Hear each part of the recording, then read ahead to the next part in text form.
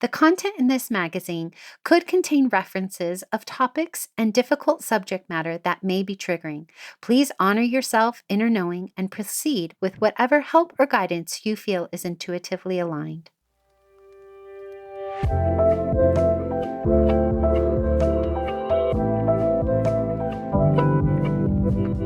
Welcome to Sovereign Magazine Podcast. I'm Nicole George, CEO and founder of Sovereign. I'm so happy you are here. We are the magazine podcast and community guiding 5 million women to their sovereign selves. From heart-led conversations to magical meditations, our inspiring guests will show you how they can help you step into your sovereign self. Are you ready to listen to your inner voice and step into your power? Then keep listening to hear all of the intuitive messages meant for you today.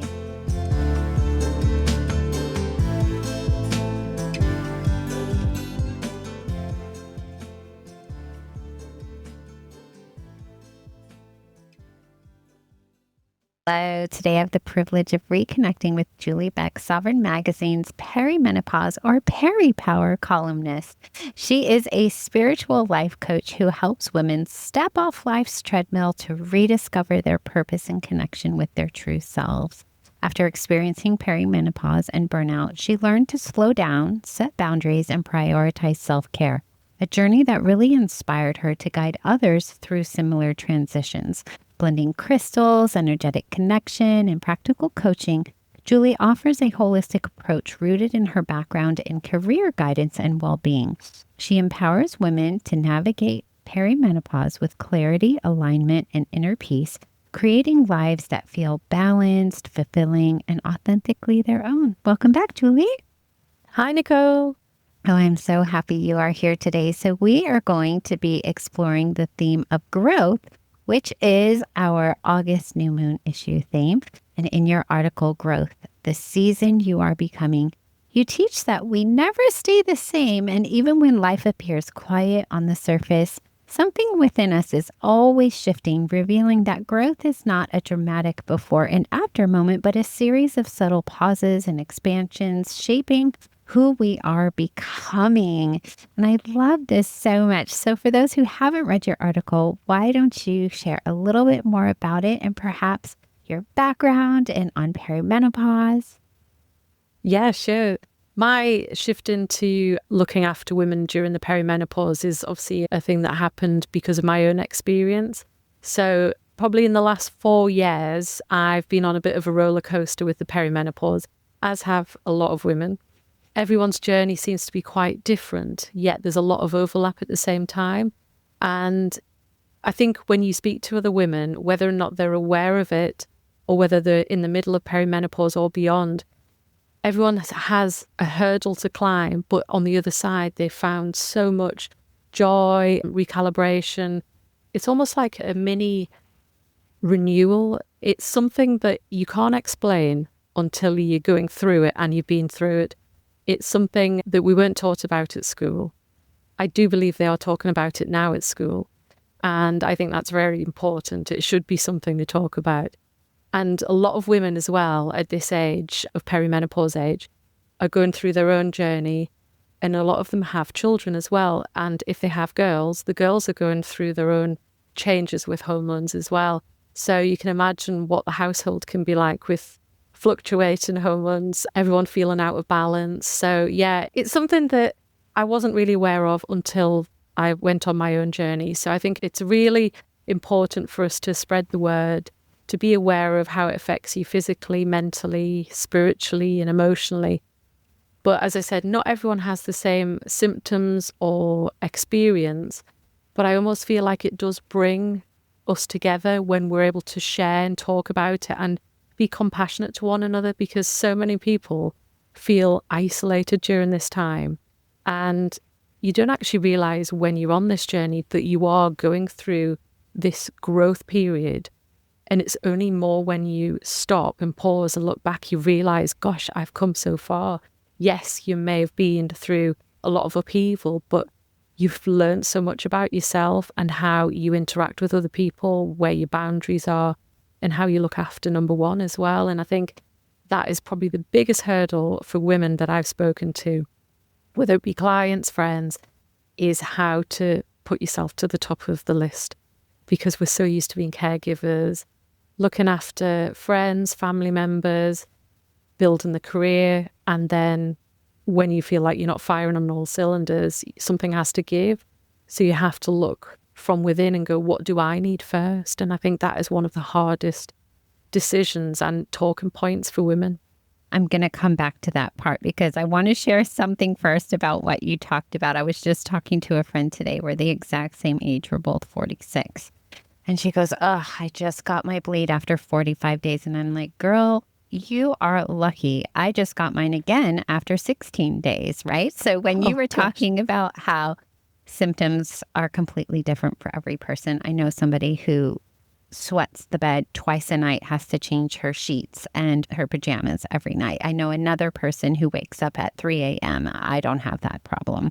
Well, I wake up at 3 a.m. anyway because that's my natural day. So maybe I am doing it and I just don't know it.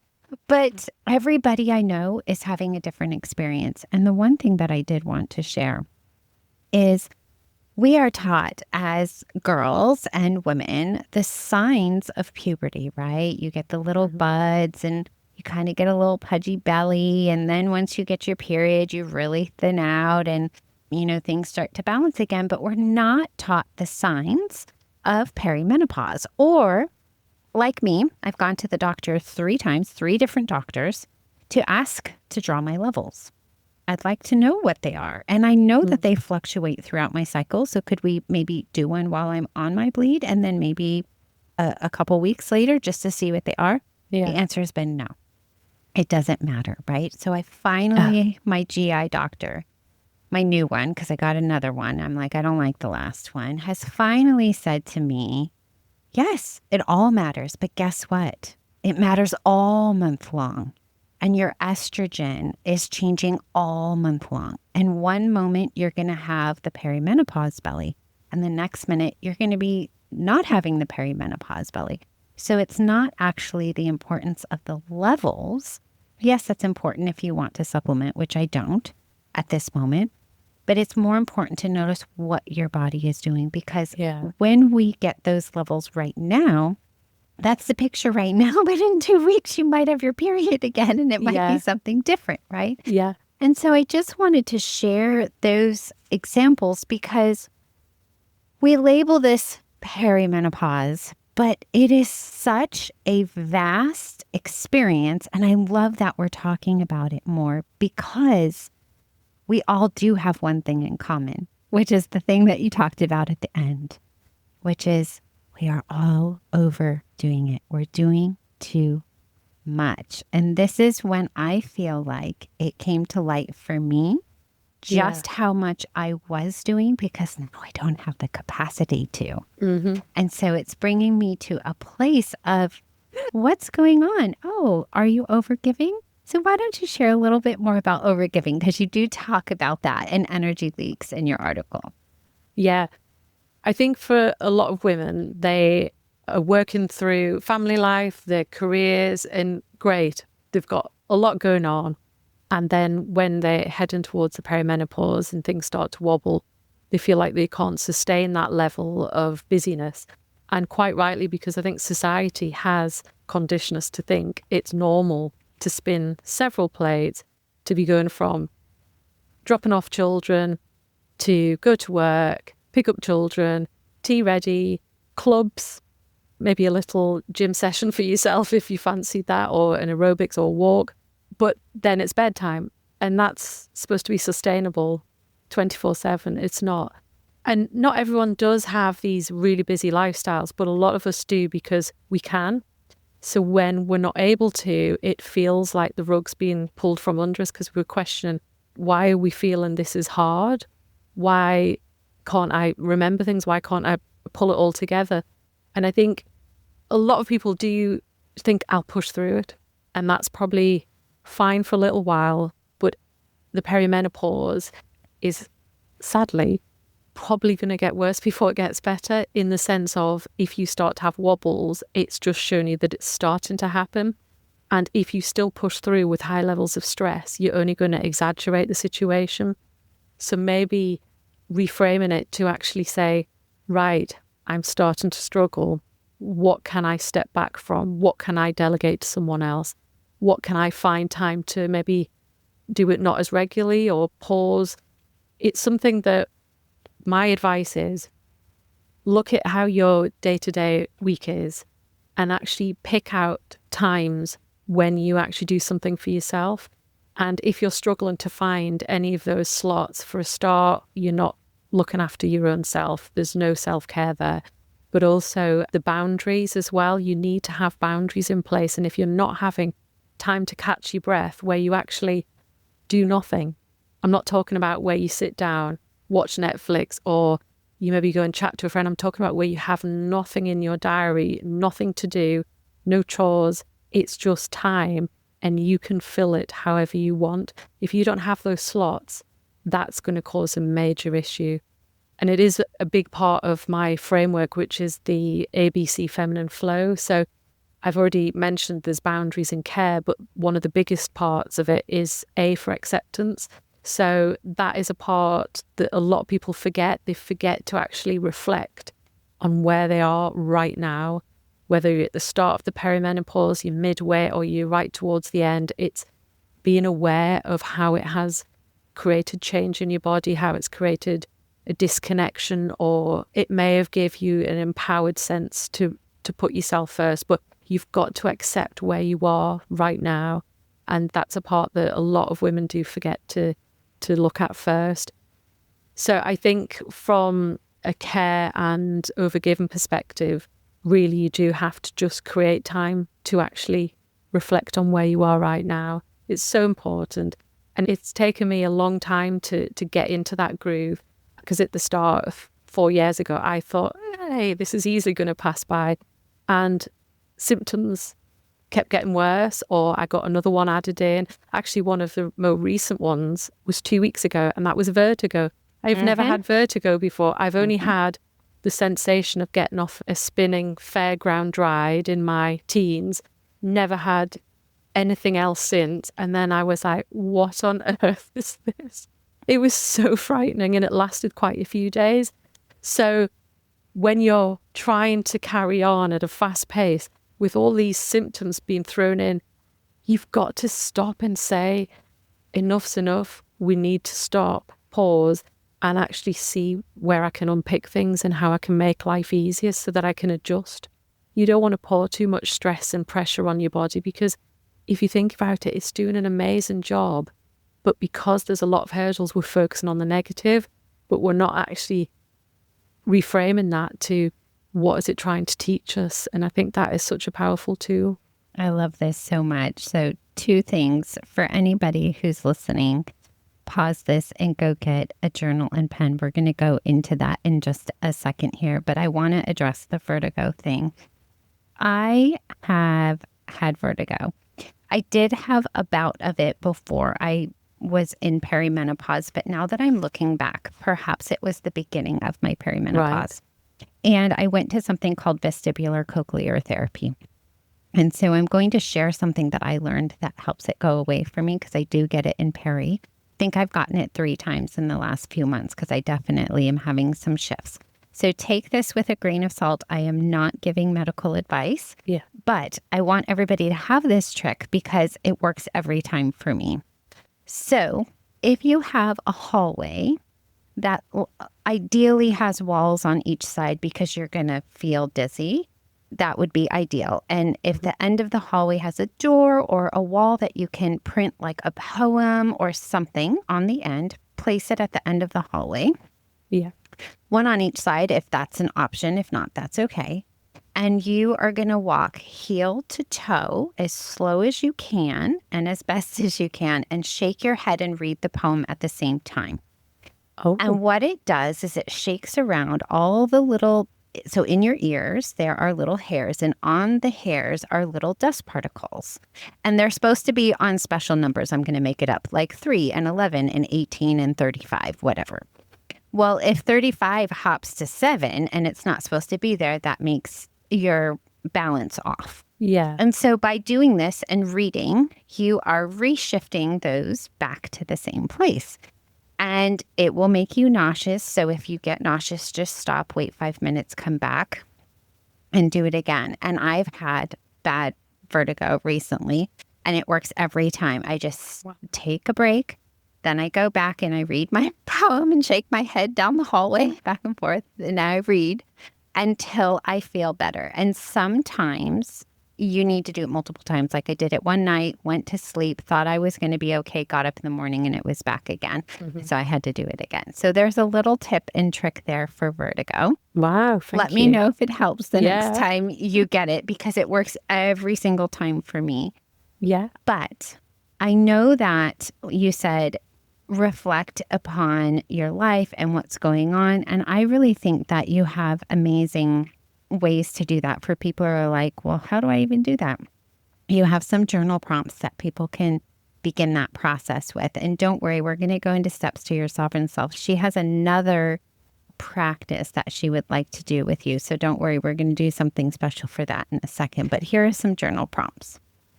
Okay, right. So after each question, please feel free to pause and then obviously fill in your journal.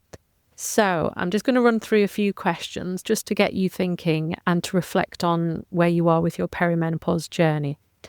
So the first question, what does she thank me for beginning today?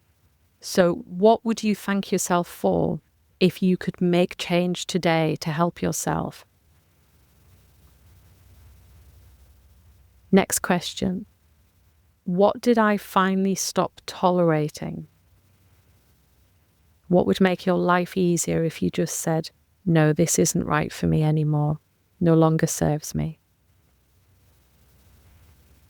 And what helped you to heal? What practice would help you to heal right now? What boundaries could change your life? Simple boundaries, what could they be to change your life?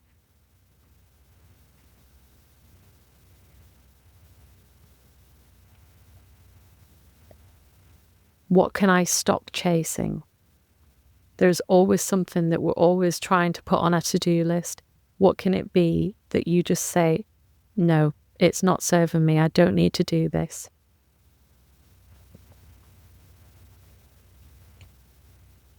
What have you found that becomes more important with age?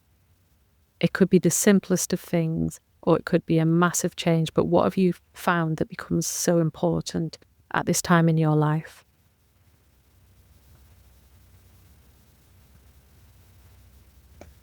And what does your higher self want you to trust right now? You may need time to connect to your intuition or just be in silence. But what would your higher self want you to trust in yourself right now? And that's the end of the journal questions. I love that. Thank you so much. And it leads me into our final topic before steps to your sovereign self, where you talk about when we're in this transition that really we need time to process it and absorb it, but we live in a culture that really celebrates instant results. And I think perimenopause has taught me, number one, there are no instant results because so many things are changing that once you think you have one thing down and a new thing comes. But how can women help themselves learn how to process and absorb and be more in the flow of the unfolding versus the quick transformation that they might be expecting? I think for a lot of people, we expect growth to be something that we can physically see or have a milestone effect to reflect on. But sometimes growth is quite silent. It's almost like hidden. And it's not till you actually, on the other side, you actually see that. And a lot of us put so much pressure on going from A to B, but we forget that the in-between is the important part of discovery, unfolding. And a lot of the time, perimenopause is connected to season of autumn, which is a lot to do with letting go, shedding.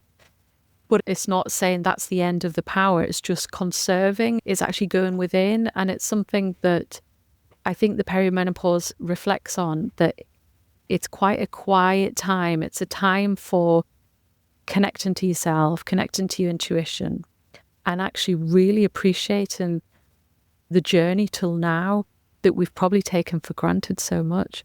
It's such a, as I've said before, it's such a tricky one because society does expect so much and we're supposed to be jumping on this treadmill of life. And it's not until you actually reflect and go, actually, what is important to me? And as you get towards the perimenopause age, everyone's priorities change so much. And yes, you still want to know that you've got an income, you know, you want to have financial security, but a lot of people don't put the careers at the top of the list. They don't put, you know, having a massive house at the top of the list. They go for inner peace, they go for good health, relationships, having that sort of really deep, nourishing relationships. So there's a massive shift in growth that way, but a lot of that is very slow. It's not something that's an overnight process. And I think you've got to allow time for things to fall into place, because when you're going through the perimenopause, you do feel out of sorts. You do feel very confused at times. And sometimes it's a step forward and then a step back, then it's 2 steps forward. And you may change direction as well. It's not, this is the route I'm on. It's a lot about unfolding to who you're becoming. And I know this obviously connects very closely with obviously the magazine as well. And obviously it's about connecting to your sovereign self and being authentic, because that is the main part of your journey. And the perimenopause is probably the best way, if you've not reached that stage yet, of cracking you open and going, right, you need to have a good look and face up to what is working and what's not. It's such a powerful journey. But yeah, I think before you know you're going into it, you wouldn't expect it to be like this. But it is a magical journey, but it is tough at times. Inside the Sovereign community, you'll find more than a social platform. You will find many private spaces led by women who walk the path with you, like Abby from Canada. Connect with her in her sacred space called Reclaimed and Rise. Step into the Maven Haven with Ebony from the UK, or join the Open Heart Collective with Bonnie from the US. These are just some of the soul sanctuaries curated by conscious women for conscious connection. Come find your space inside the Sovereign community today.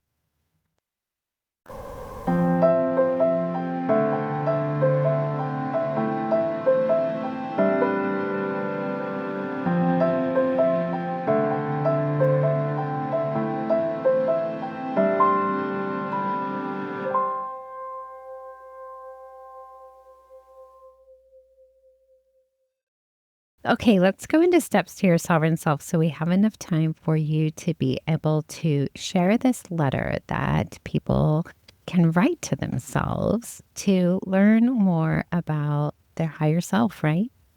Yes. Okay. Yeah.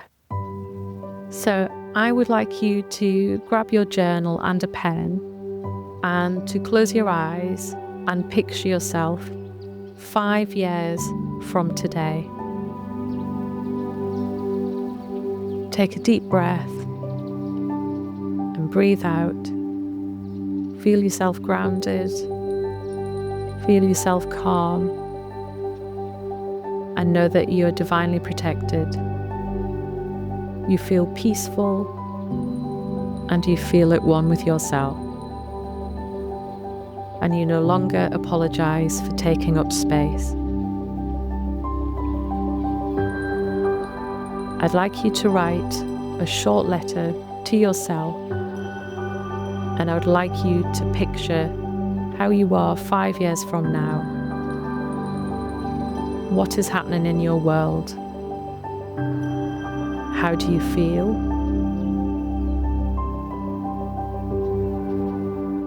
How do you look?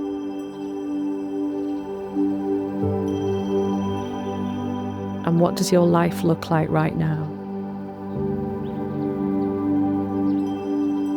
Can you feel the energy? Can you feel connection to others? And can you picture yourself right now, in this moment, 5 years from now? This version of you is content.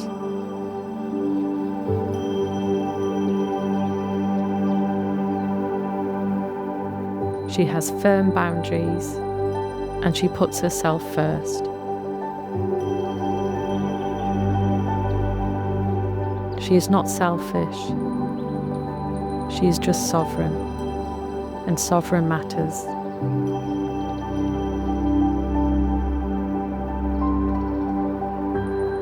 You have the most amazing relationships,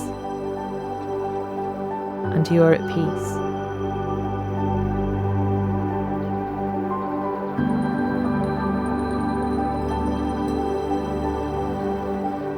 Please make sure to keep this letter somewhere safe and reflect on this whenever you feel the need to.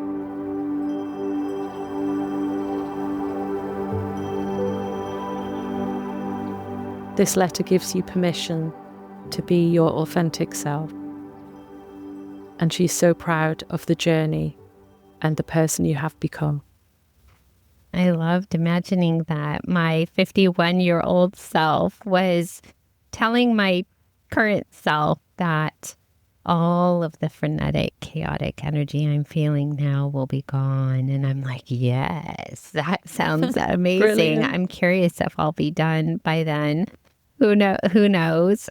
And I also wanted to reflect upon, before we go, the vast amount of women here in this country who end up having to either have a hysterectomy for many different reasons, or, needing to use birth control or whatever. Doesn't mean that you're not going to experience perimenopause in some way. And even when you're in menopause, we still have seasons. And I really would love for people to know that your inner nudges will still persist, and you'll still be able to feel what your body is asking of you as you go through it. And you say menopause is not the end of youth, but the beginning of truth. And so I just wanted to share that as we start to part ways here, because it's a beautiful reframe for our entire experience. And I wanted you to have an opportunity to comment on that as well. Yeah, I just think a lot of negative press is being about trying to make yourself look or feel better, which is important if that's what you want to have as your high priority. But obviously most people just want to feel well. They want to actually have energy. So I think a lot of the support out there has been about fixing you rather than supporting you. And I think that is the message I want to put across, that that's the end of your youth. It's that you are stepping into your power and your truth. So then that makes you just as powerful, but the energy is just moving direction. It's going away from the reproductive areas to your higher chakras, your higher self, and it's actually igniting something in you. And yes, we all age, we all decline in the evolution of life, but it's about saying that this power is still within you. It's just getting redirected. And I'm going to leave you with two other parting questions that you talk about in your article. So you said, what am I doing out of habit rather than alignment? And what feels heavy or drains my energy? Those are two ways that you can quickly tap into whether you're actually being honest with yourself. And I think that is probably one of the biggest hurdles that I had to jump over so far in perimenopause, was being honest with myself that I wasn't being honest with myself. Yeah. Wouldn't you say? Yeah, it's something that we often find we're doing. We do a lot of things from habit. And yes, it might have worked fine before, but when you're starting to feel that pressure of the always doing, you want it to be meaningful. You want it to have a sense of purpose. You want to feel lit up. You don't want it to feel like a drain. And some people say to me, how do you know if that's the right thing? Yes, it may just be that you're having a bad week. You might be having a dip. But if it continues for a few weeks that you actually feel like you're walking through mud, I think that's your body's internal sign of saying, you may need to redirect where you're investing your energy. It's so important. It is. And not living superficially. I am definitely pausing more, not saying yes as much, trying to understand the reciprocity of that yes. And not that I have to get something out of it, Yeah. but at some point, do I feel like there will be reciprocity in that relationship so that it's not a constant drain on my energy? I'm very protective about who gets access to my energy now because it is so limited compared to what it was before. So these are all such beautiful practices. Thank you so much for all your wisdom and insight in bringing awareness to this topic. So if you want to connect more with Julie, she's in our community.sovereign-magazine.com. All her details are in the show notes. And if you love all of these episodes, definitely like, share, comment below. It helps us in the algorithm. Thank you so much for being here today, Julie. Thank you. Thank you for having me.